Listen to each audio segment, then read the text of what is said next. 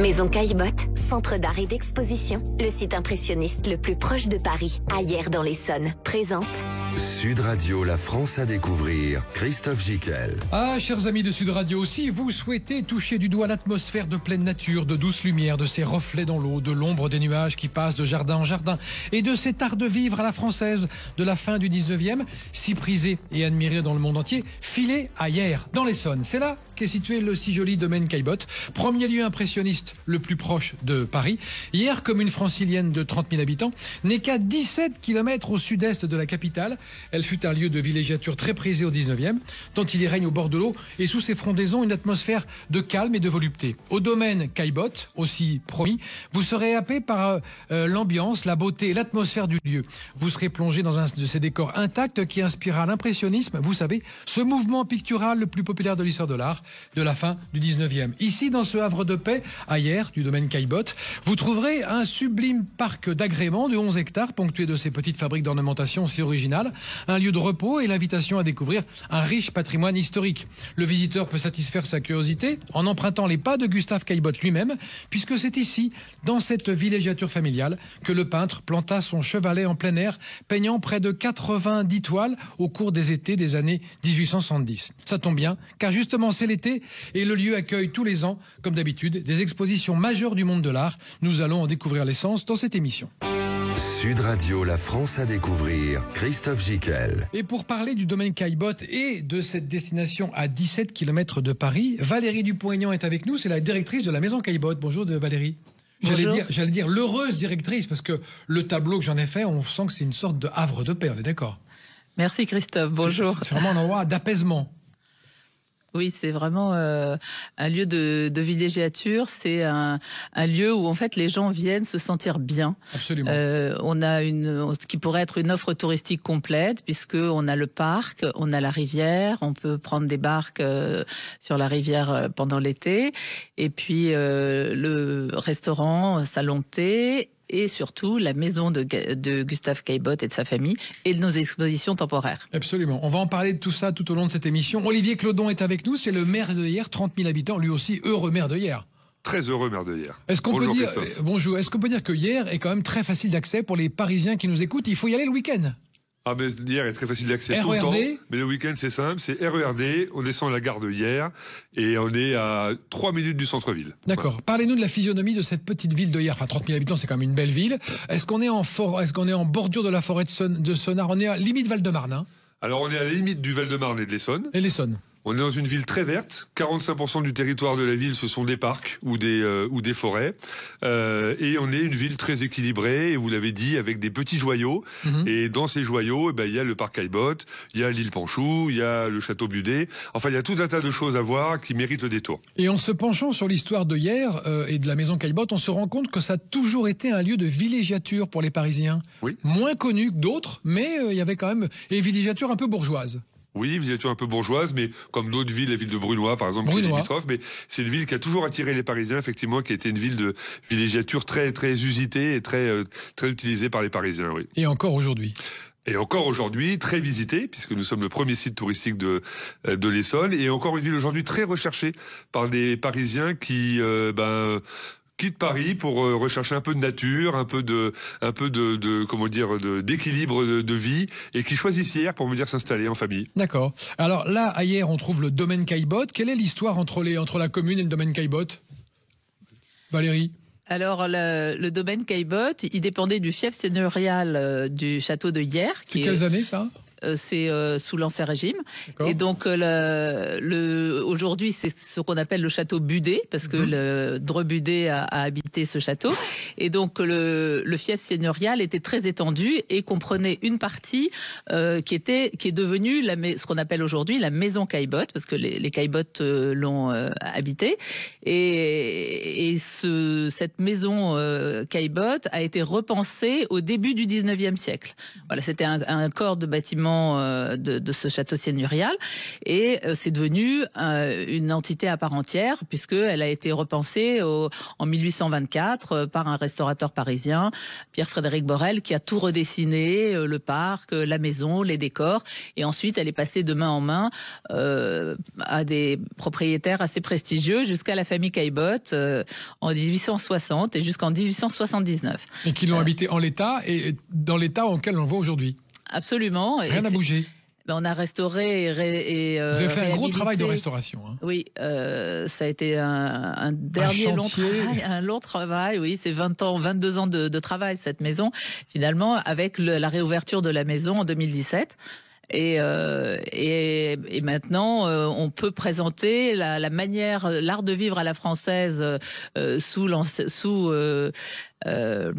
Napoléon III et avec toutes les pièces qui valorisent l'un des personnages de la famille, et donc on visite cette maison.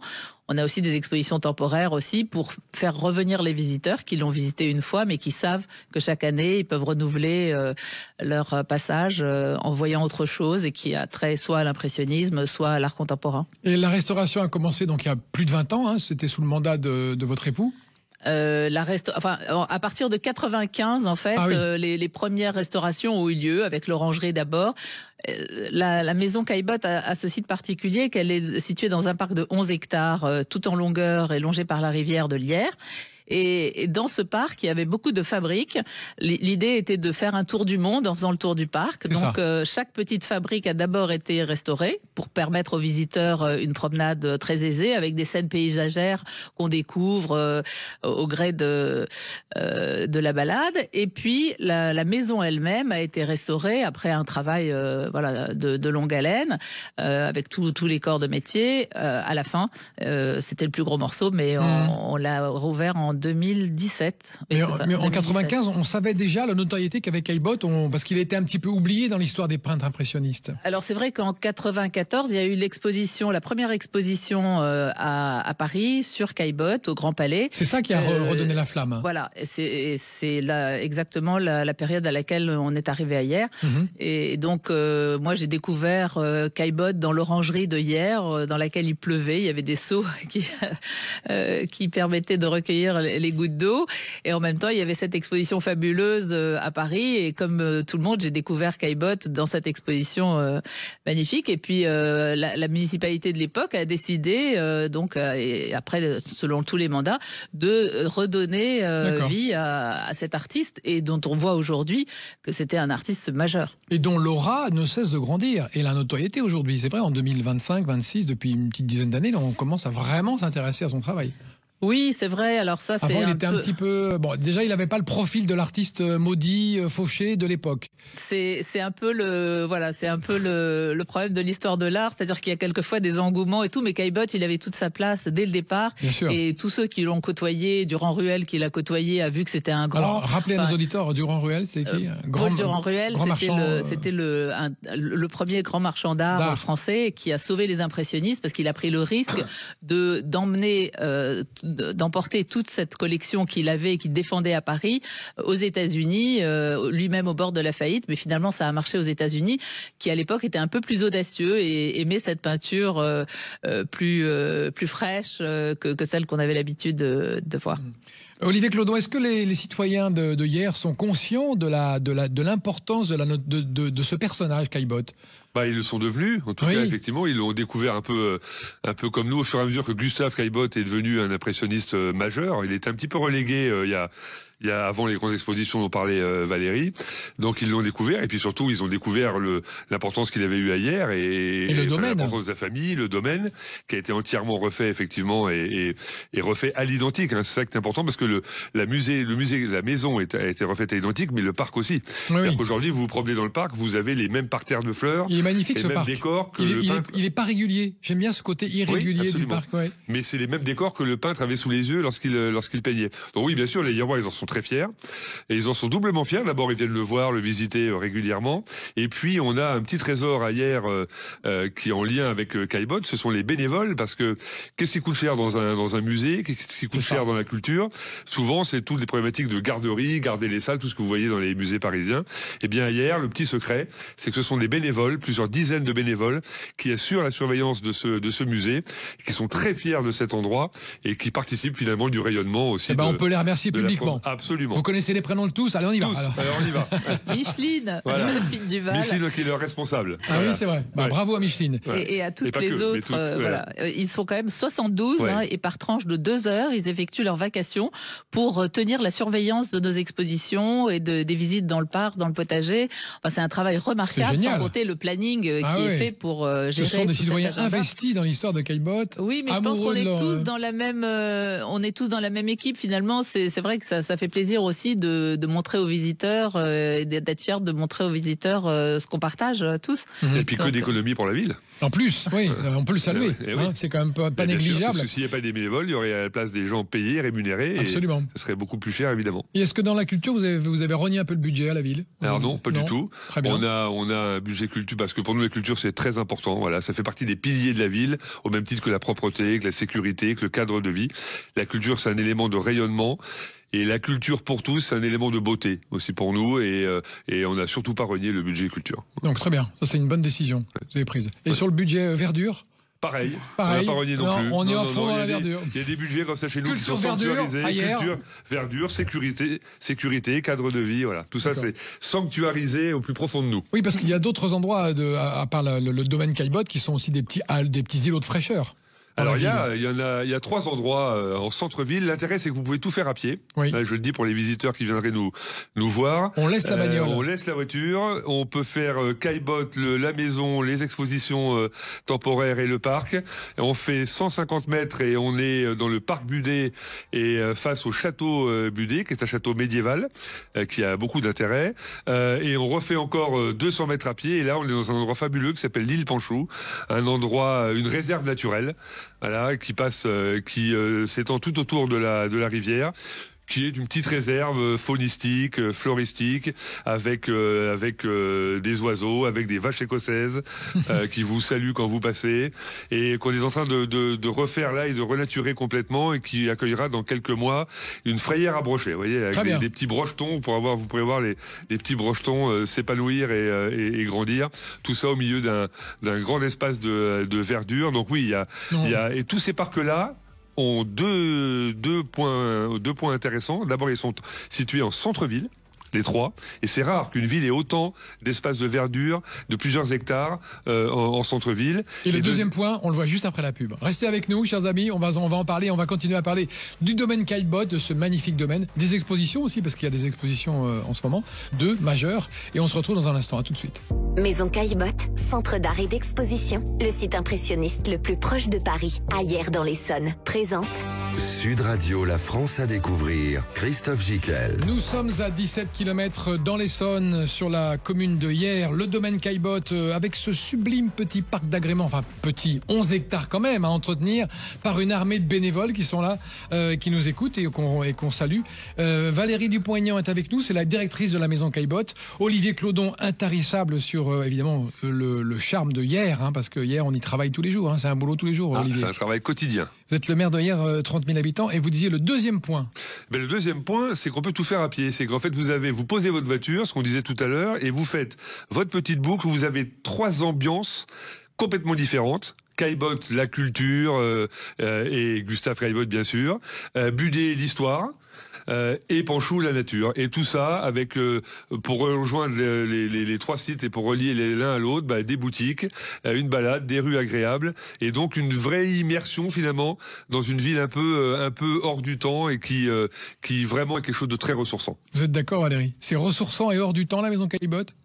Ah oui, complètement. Complètement. Oui, moi, j'ai eu la chance de visiter l'année dernière. Je me suis senti plongé dans le fin 19e siècle. Dans la maison, le mobilier, il est tout restauré d'époque. le jardin, on a l'impression d'être encore là-bas, et on a l'impression que Caillebotte va surgir, ou qu'on va le croiser et qu'il va se mettre à peindre. Oui, c'est ça qui est très émouvant dans cette maison, parce que c'est vrai qu'elle est en plein cœur de ville, donc on y accède très facilement par la gare.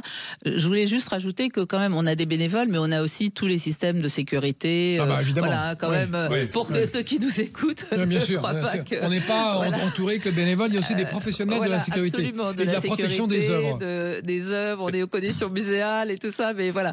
Non, mais les bénévoles sont formidables, je dois dire qu'ils font partie de notre projet complètement. Et donc, cette maison, elle permet de voir aussi tous les points de vue que Caillebotte a peint dans... Alors, on a dit 80 toiles, il a peint dans cette maison. Il a peint plus de 89 toiles à Hyères, parce qu'il est arrivé à l'âge de 12 ans, donc il a commencé ses croquis, et il a commencé ses petites pochades et tout.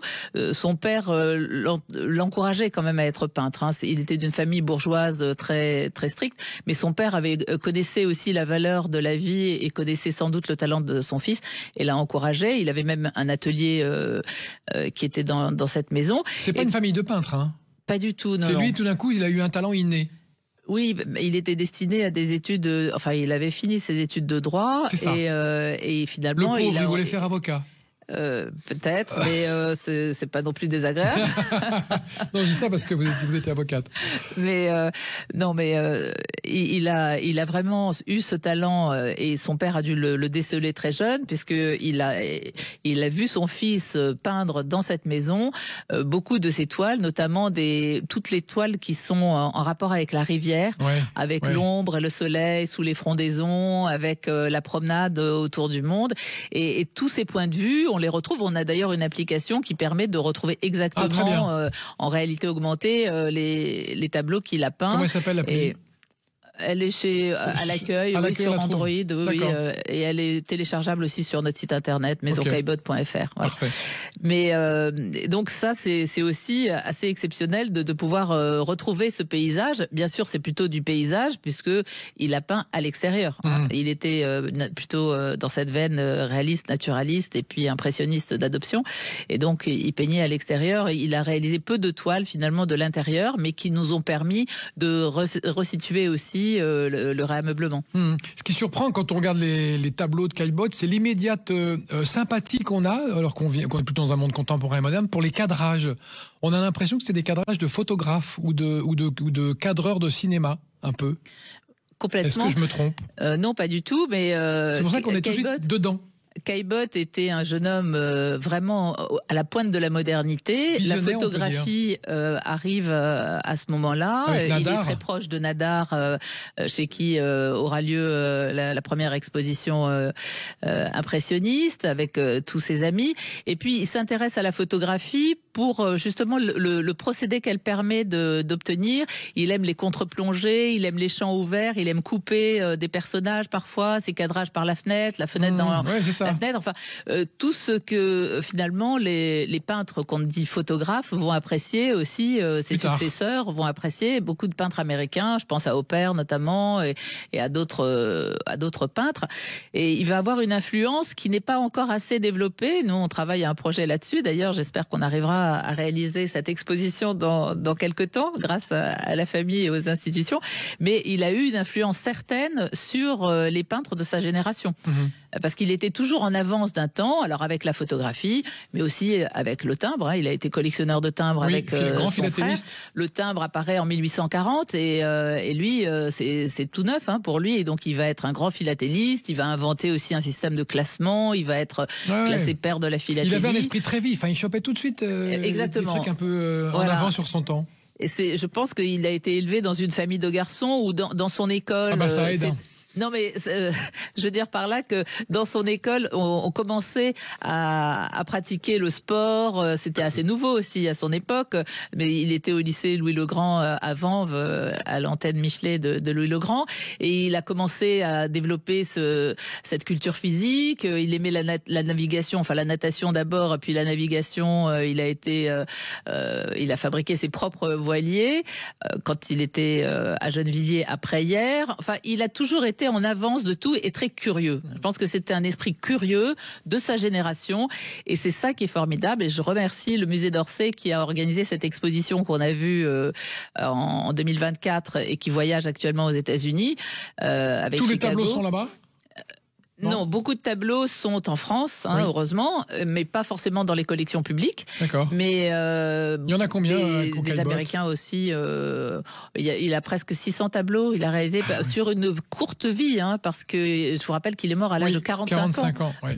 Donc Monet est décédé à 94 ans. Donc il avait cette frénésie de la peinture, un peu comme beaucoup. Il a fait, pour moi, j'ai l'impression qu'il a fait tout très vite et de manière vraiment approfondie, comme si intuitivement il savait que sa vie s'arrêterait très vite. Ouais. Et au domaine, on voit encore des peintures de Caillebotte ? Alors, on n'a pas de peinture de manière continue. On organise des expositions temporaires, mais comme à Giverny, on a une évocation dans son atelier des tableaux qu'il a peints, notamment à Hyères, dans les jardins. Et puis, on organise des expositions temporaires dans l'atelier ou dans la ferme ornée, qui est notre espace muséal. Parlons très rapidement de tous les endroits qu'il y a à visiter sur ce domaine. Il y a la ferme ornée, c'est un des lieux d'exposition. Voilà, c'est la ferme ornée, c'est dans la cour des communs. C'est un petit bâtiment. C'était l'écurie, en fait, qu'on a réaménagée, qu'on a mise aux normes muséales pour pouvoir accueillir des expositions d'envergure internationale et des plus grands musées, parce que la dernière, le musée des Offices à Florence nous a prêté une œuvre, vous voyez. Donc, et ensuite, on a aussi un autre espace qui est l'Orangerie, en plein cœur du parc, où on organise des expositions temporaires aussi en accès libre, là. D'accord. Parce que le visiteur peut s'arrêter lors de sa promenade pour voir les expositions temporaires. Mais c'est un vrai cabinet de curiosité paysager, ce domaine sur ces 11 hectares. Il y a une glacière, il y a un banc japonais, c'est rigolo. Hein. En fait, l'idée de Pierre-Frédéric Borel, donc le constructeur de ce domaine, c'était de faire le tour du monde en faisant le tour du parc. Donc on commence par la cour d'honneur avec l'exèdre et la présentation des figures et des philosophes grecs. On a une façade ouest de la maison qui est une façade palladienne à colonnade, qui est un motif aussi des jardins paysagers du XVIIIe siècle. Et ensuite, on aura le chalet suisse. C'était un chalet de la laiterie qui a été paré de bardages en bois dans le style du canton du Valais. Et puis, au gré de la promenade, vous avez le banc couvert japonais. Ça, c'est un banc couvert sur lequel on s'assied pour attendre la maîtresse de maison au moment de la cérémonie du thé au Japon.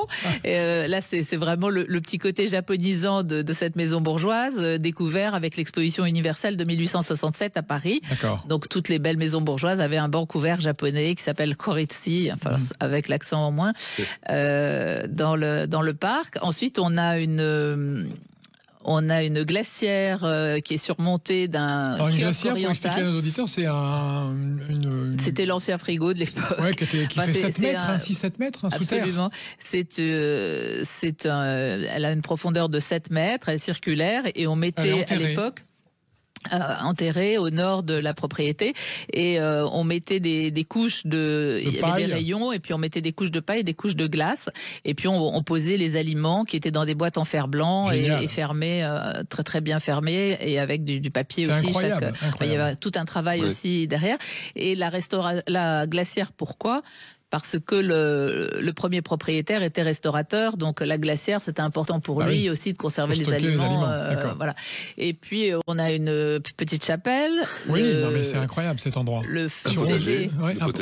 Le fameux potager dont on parlait, qui produit de magnifiques agrumes. Des fruits et légumes anciens et des fleurs aussi très très belles, avec un carré fleuri, parce que dans les maisons bourgeoises, on avait toujours un carré fleuri pour pouvoir fleurir toutes les chambres de la maison.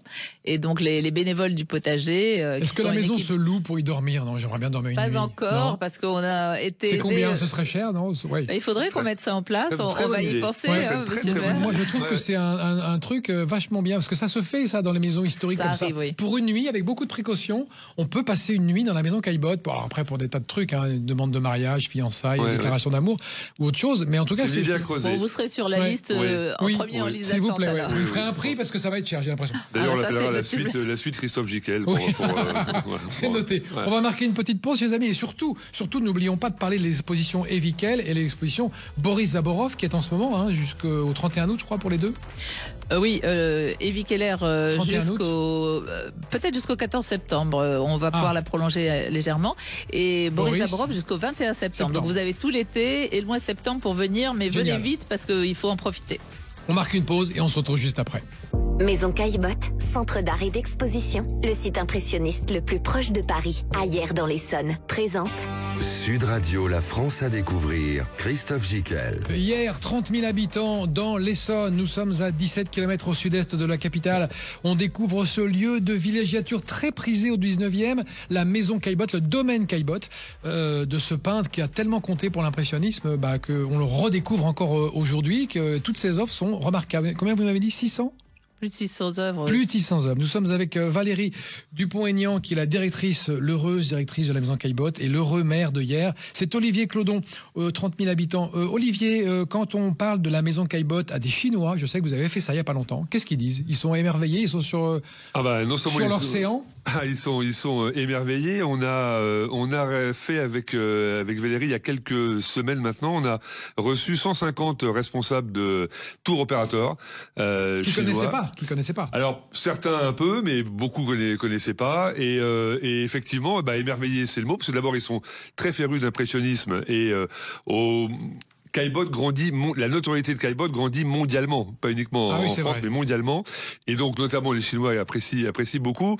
Et puis, surtout, ce qu'ils aiment, je pense, c'est qu'on a préparé pour eux beaucoup plus qu'une exposition, beaucoup plus qu'une visite de maison ou de visite de parc, mais une véritable immersion.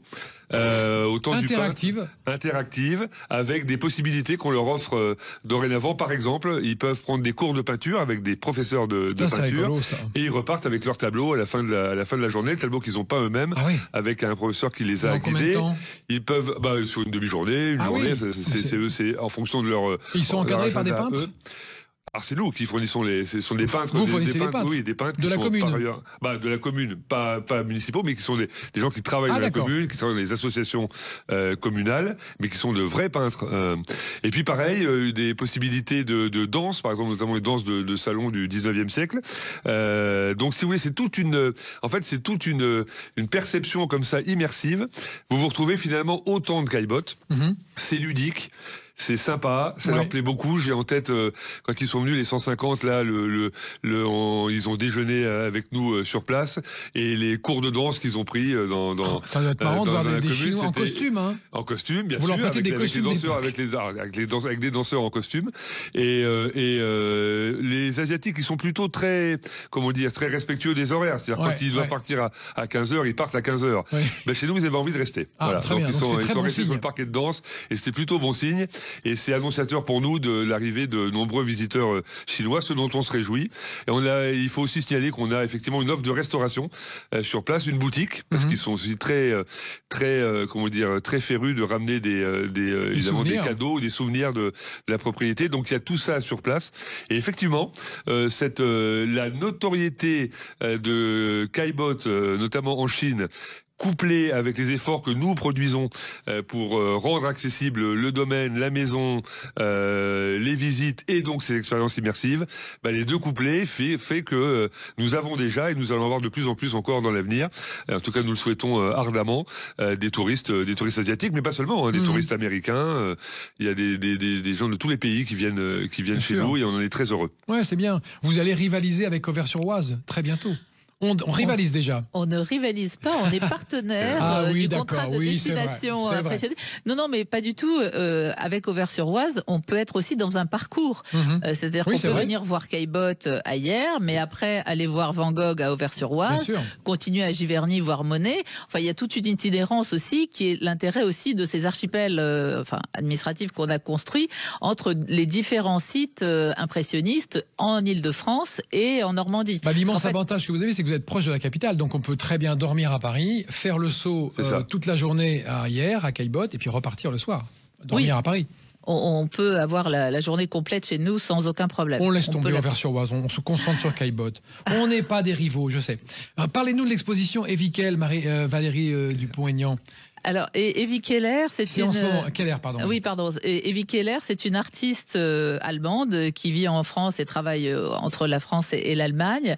Et c'est une artiste qu'on a voulu installer dans l'Orangerie cette année, en même temps que l'exposition Boris Zaborov qu'on a inaugurée dans la ferme Ornay.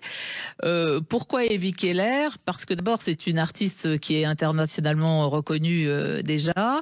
Je l'aimais depuis longtemps parce que je l'ai suivie depuis 2014. Je l'ai découverte de manière tout à fait fortuite lors d'une nuit blanche dans une église où elle présentait des œuvres de photographie et de vidéos surtout sur un support matière-lumière. En fait, mais tout son travail tourne autour des 4 éléments, le feu, l'eau, l'air et la terre, et elle s'intéresse à la transformation par la lumière de ces éléments.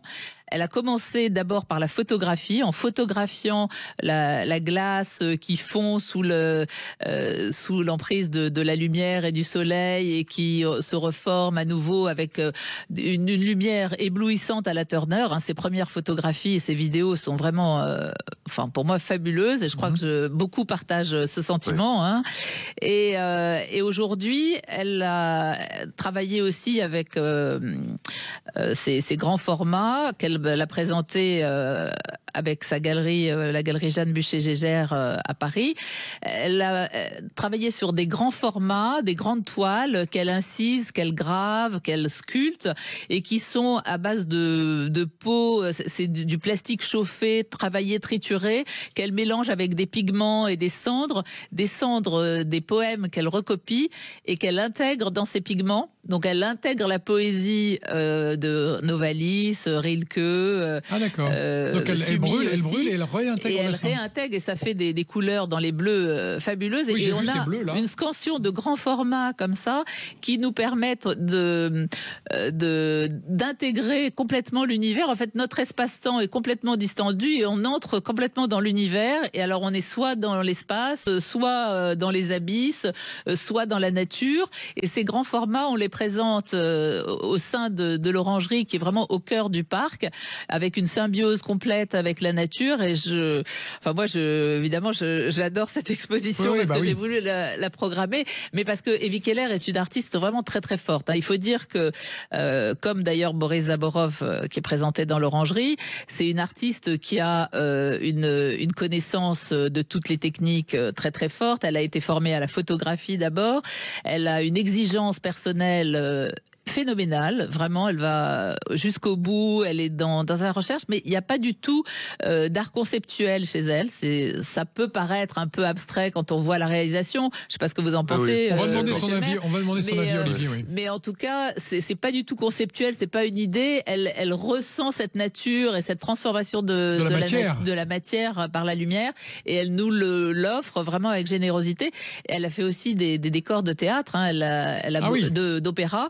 Elle a préparé la scénographie de Didon Aîné à l'Opéra Royal de Versailles, quand même, qui n'est pas rien. Et puis ensuite, donc elle peut être très classique aussi. Elle peut retomber. Non. Non, c'était pas classique parce que c'était son style aussi avec ses grands formats. Oui. Elle a vraiment remise. D'accord.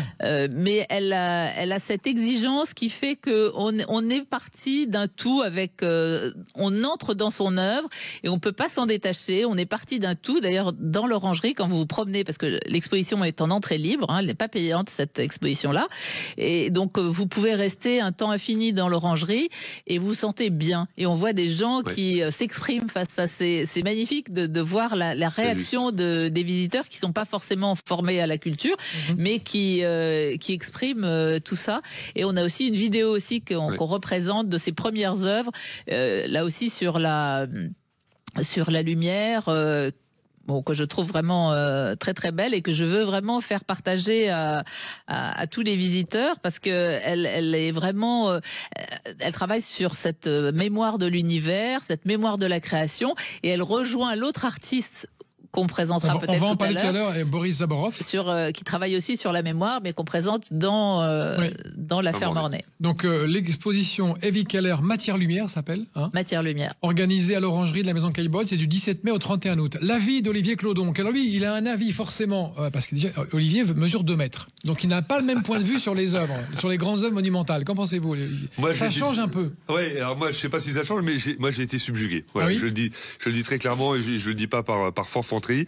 J'ai été subjugué par l'œuvre, parce qu'effectivement il y a un côté, on peut voir des fonds sous-marins, on peut voir le cosmos quand on regarde, on peut tout voir dans ces grands formats. En tout cas, on se sent happé par l'étoile, et c'est rare qu'on puisse avoir des sensations comme ça devant des œuvres. Et puis j'ai été aussi séduit par l'artiste elle-même. Voilà, que vous avez rencontré. Valérie me l'a présenté une semaine à peu près avant l'inauguration de l'exposition. On avait prévu de passer une heure ensemble, on en a passé 3, parce que c'est une artiste qui a une profondeur, une pédagogie de son œuvre, et quelqu'un avec qui vous tirez un fil, et en fait en tirant un fil, vous en tirez d'autres, vous en découvrez d'autres, et à la fin, si vous y prenez pas garde, vous restez à discuter toute la journée et toute la nuit. Oui. Voilà. Donc c'est prodigieux et très important. Comme l'a dit Valérie, l'entrée est gratuite, l'entrée est libre, comme le parc. Le parc, la visite du parc est gratuite aussi. Et je le dis parce que profitez des mois d'été pour venir voir à tout le moins, même si vous voulez pas dépenser de l'argent, le parc et l'exposition Evie Keller, c'est gratuit et c'est prodigieux. Chez Caillebotte, c'est gratuit. Oui, et je voulais vous rajouter aussi que Evie Keller sera présente certaines après-midi pour parler de son œuvre aussi aux visiteurs. Très bien. Donc il faudra suivre sur notre site internet ses interventions. J'ai pas encore les dates là parce qu'elles ont un peu changé. Sous forme de conférence ou d'entretien elle pourra présenter son œuvre, parce qu'elle est très très généreuse et elle aime beaucoup ces moments de partage. D'accord. Et c'est toujours, vous avez raison de le souligner, c'est toujours un bonheur de discuter avec elle. Donc voilà, il faut en profiter. On a tout le programme sur notre site internet, mais on rajoutera ses interventions parce qu'elle est en Allemagne, mais elle va revenir bientôt et après on la garde. Avec grand plaisir, il faudra la garder pour aller lui parler. Exposition Evie Keller du 17 mai au 31 août à la Maison Caillebotte.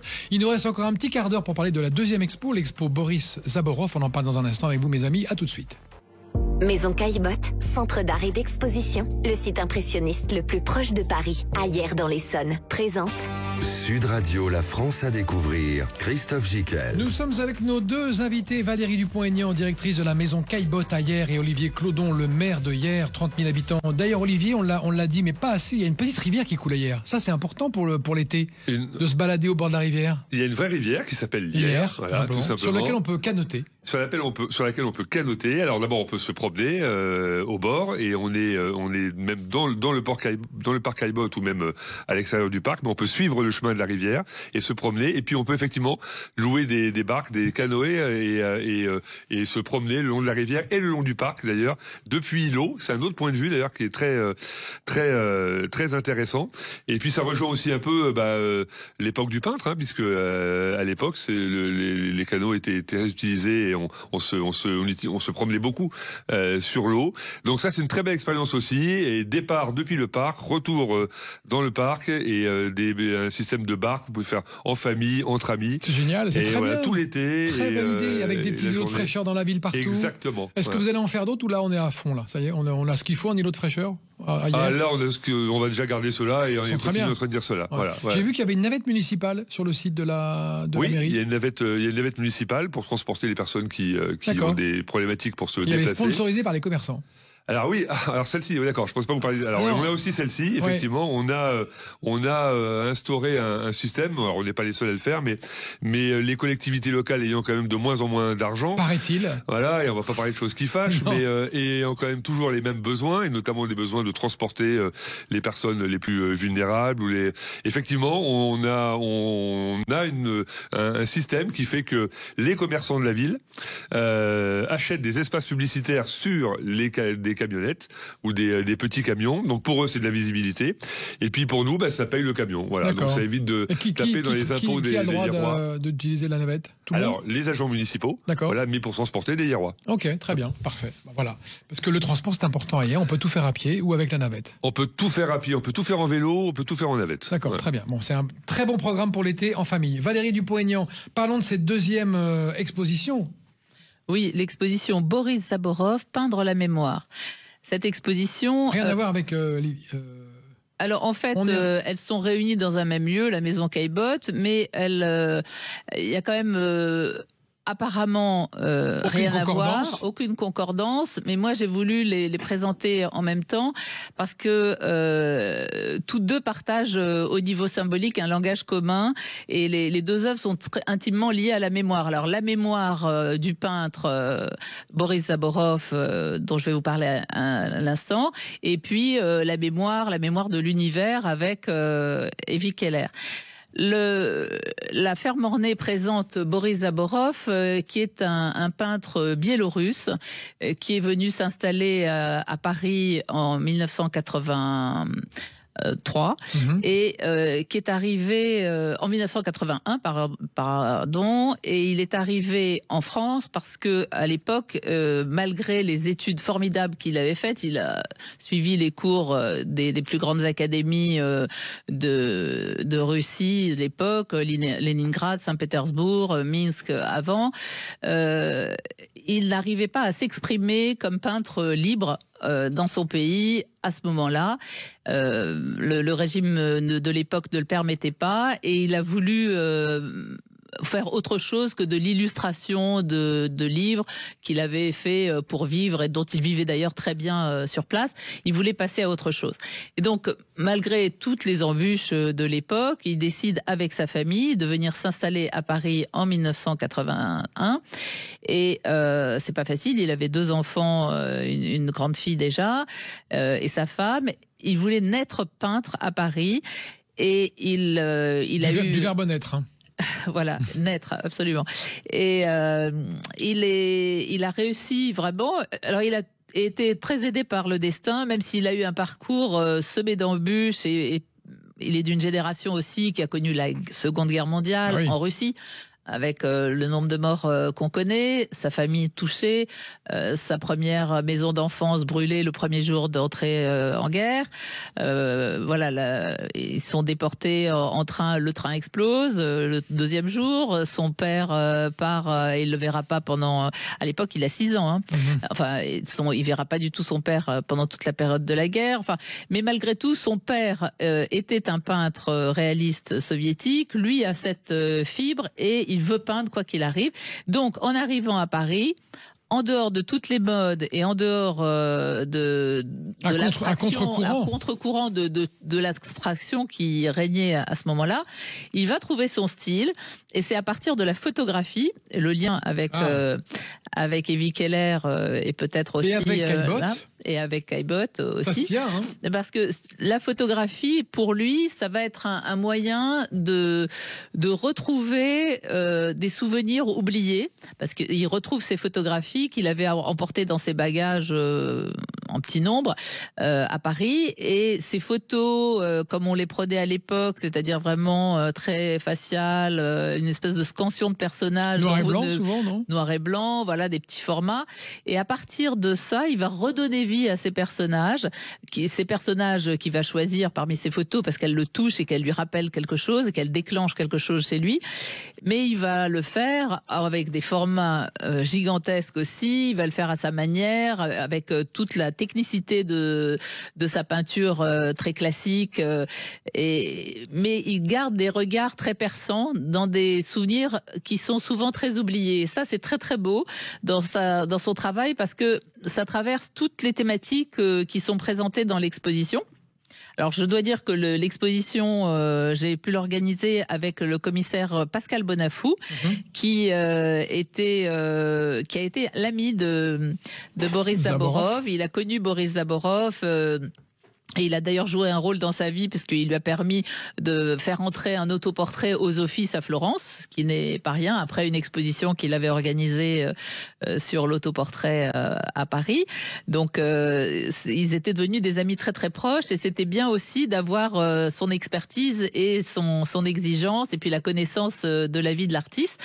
Alors cette exposition, elle est sur ce peintre de la mémoire, mais de la mémoire humaine, parce que au-delà de sa propre mémoire, ça touche tout le monde, voilà, de l'histoire. Et l'exposition est organisée en plusieurs sections avec la première partie qui est un peu la synthèse de son travail, qui est Florence, la ville de Florence, ville humaniste, ville de la Renaissance, avec sa connaissance de la peinture italienne. C'est sa ville rêvée. Il a eu d'ailleurs la chance d'entrer comme membre de l'Académie des Arts et du Dessin de Florence. Donc un très beau tableau de Florence et un livre en bronze, parce que on peut comprendre qu'avec son parcours, il ait eu peur aussi que les livres puissent disparaître ou en tout cas être écartés. Il a voulu les fondre dans le bronze et il avait créé au cours de sa vie une bibliothèque de bronze. On a ensuite beaucoup de portraits de différentes tailles, mais tous ces personnages qui sont tous reliés aussi, si on suit un peu son histoire personnelle. Des autoportraits, beaucoup de thématiques d'enfants et d'enfance diverses, parce que l'enfance, par son histoire, il a perdu son petit frère à l'âge de 6 ans. Son petit frère est décédé la veille de la rentrée des classes, donc il n'a pas pu accéder aux livres, à la connaissance, et en même temps, il a été fauché par la vie comme ça. Donc ça a été un traumatisme terrible, et il en parle dans ses mémoires, toujours avec la même émotion. Hein. Et puis après, il travaille aussi les nus. Les nus qu'il traite à la fois comme un modèle classique et académique par sa connaissance de la peinture, mais aussi toujours avec une référence à la photographie. C'est ça qui est intéressant, parce qu'on peut voir ces parallèles avec des grands photographes, parce qu'après ces photos anciennes, il s'est intéressé à la photo, et on a présenté un hommage à Irving Penn aussi, sur un garçon à la table qui est inspiré d'une photo de Irving Penn. On a plusieurs autres artistes aussi comme ça dont on peut retrouver les références, même dans les nus. Il a travaillé sur les Asies aussi, parce qu'il a eu la chance d'être programmé et montré au Japon après son entrée à la galerie Claude Bernard, hein, parce qu'il a eu aussi la chance à Paris d'être tout de suite repéré par la galerie de Claude Bernard, et ça on le dit jamais assez. Ça a été un peu son sésame, et ça lui a permis d'entrer dans toutes les plus grandes collections privées, mais aussi publiques, d'être montré au Japon, aux États-Unis, en Angleterre, et puis après même si je crois qu'ils se sont séparés un temps, enfin il a pu être montré vraiment dans beaucoup de pays européens. Et là, il est à la Maison Caillebotte jusqu'au 21 septembre. 21 septembre, il faut absolument venir le voir, parce que c'est très émouvant et c'est très original comme peinture. Un mot sur l'expo, Olivier ? Oui, non, mais pas mieux, comme on dit. Non, Boris Zaborov. Très belle exposition, Boris Zaborov. Effectivement, moi, je ne connaissais pas cet artiste. J'ai découvert par cette exposition. Très différent d'Evie Keller, mais je crois que c'est ça qu'il faut retenir. C'est ça qui est bien, c'est que en venant à Caillebotte cet été, vous aurez 3 univers complètement différents, celui de Caillebotte, celui d'Evie Keller et celui de Boris Zaborov. Tout ça est lié, tout ça se relie, mais en même temps sur des atmosphères complètement différentes, et on ressort de là beaucoup plus riche qu'on est rentré. C'est ça que j'aime bien dans la Maison Caillebotte, c'est ce côté villégiature, apaisant, havre de paix, et en même temps rythmé par des bonnes surprises grâce à votre travail à tous les deux, parce que vous êtes une équipe en fait, hein, vous travaillez avec la mairie, avec Valérie, tout ça. Et je sais qu'avec Valérie, c'est pas toujours facile, hein, bien sûr. Elle est exigeante. Elle est exigeante, mais elle a raison, elle a raison. Mais l'inverse, par contre, l'inverse, oui. Hein. Oui, c'est plus simple. Merci. Evie Keller, jusqu'au 31 août, peut-être même au-delà. Evie Keller jusqu'au 14 septembre. 14 septembre. Et Boris Zaborov jusqu'au 21 septembre. Maison Caillebotte, on rappelle comment on y va, RERD. RERD depuis Paris, 20 minutes de RER, et on est chez Caillebotte. Et le mot de la fin pour vous, Valérie Dupognan, la Maison. Il faut venir, c'est vraiment des instants privilégiés, c'est nos instants de bonheur, et on veut vous les faire partager. À 17 km de Paris, c'est pas loin. Merci mes amis d'avoir écouté cette belle émission consacrée à hier et au domaine Caillebotte, que je vous conseille vraiment, parce que j'y suis allé moi-même et je suis tombé amoureux. Allez-y, le temps d'une soirée, d'un week-end, d'un samedi, d'un vendredi, même en semaine, hein. Faut y aller quand vous voulez, mais c'est même encore mieux en semaine, il n'y a pas grand monde, comme ça c'est top. Et vous saluerez tous les bénévoles de notre part. Merci beaucoup à tous pour cette belle émission. La France à découvrir, c'est terminé. On se retrouve la semaine prochaine. Salut. Sud Radio, la France à découvrir. Christophe Gicquel. Avec Maison Caillebotte, centre d'art et d'exposition. Le site impressionniste le plus proche de Paris, à Hyères, dans l'Essonne.